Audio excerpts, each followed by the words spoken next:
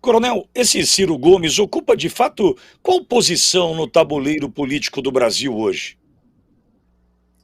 Ele ocupa a posição do nosso saudoso e que já foi escolhido por muita gente como o vilão preferido da nação, que hoje está debilitado, preso, Roberto Jefferson. Por que eu faço essa comparação? O Ciro, ele conhece as entranhas do PT e desse sistema.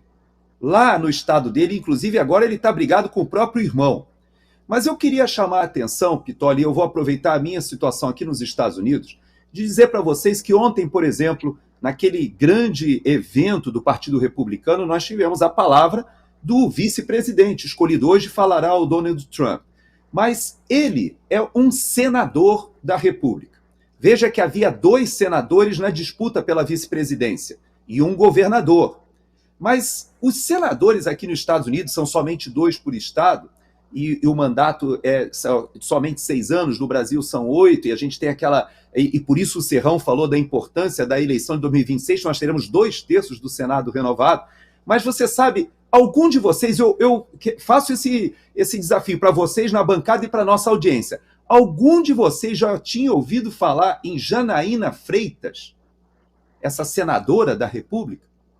Você sabe por que ninguém nunca ouviu falar nessa mulher? E o Ciro diz que a crítica que ele faz é justamente ao fato de que lá no estado dele, essa mulher é uma mulher que não reúne competência de ser uma senadora e, pior, na opinião dele, no estado ela faz parte de um esquema de propina que, segundo ele, nenhuma obra acontece no seu estado sem pagamento de propina. E por que eu faço essa comparação com o Roberto Jefferson? Porque num momento como esse, quando a gente vê uma briga intestina, uma briga que reúne pessoas que já estiveram juntos no passado, em momentos em que o Ciro Gomes fechou os olhos para muita, mas muita falcatrua, e ele mesmo diz que ele conhece todos os podres do PT, nós, a população, os seres mortais, os comuns, temos que torcer para quem nessa briga?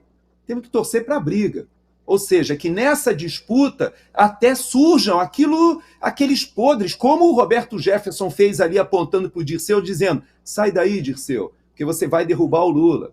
E o Lula disse que não sabia de nada lá no Mensalão. Agora, nesses momentos, veja que no Brasil, uma das maiores excrescências que existe é a nomeação de suplentes para o Senado Federal. Essa senhora, dona Janaína Freitas, na verdade, ela assumiu já como segunda suplente, porque a primeira suplente chamava Augusta Brito, que eu também nunca tinha ouvido falar. Por quê? Porque ela sai do Senado, passa uns diazinhos lá, ganha aquela aposentadoria ali que o Flávio Dino também ganhou, ficando apenas ali menos de um mês no Senado Federal, e aí fazem esse rodízio, e o eleitor que votou em um senador nem sabe quem representa o seu estado. No discurso ontem do J.D. Vance, todas as vezes que ele citava com orgulho o seu estado que ele representava, a multidão que ficava naquele curralzinho ali de cada um dos estados que é representados na convenção, vibravam, gritavam, porque aqui o senador, ele de fato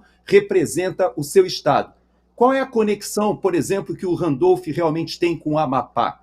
Ou com o Sarney, com o Maranhão? Nós sabemos os clãs de famílias, ou o Jader Barbalho lá com o Pará. Como é feita essa conexão nos seus estados?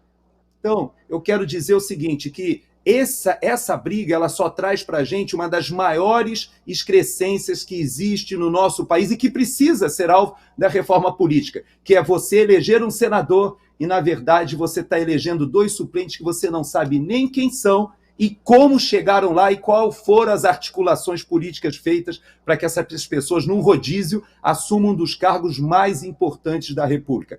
Há períodos, Pitoli, que você vai no Senado e você não encontra nem 1/3 das cadeiras ocupadas por pessoas que receberam votos.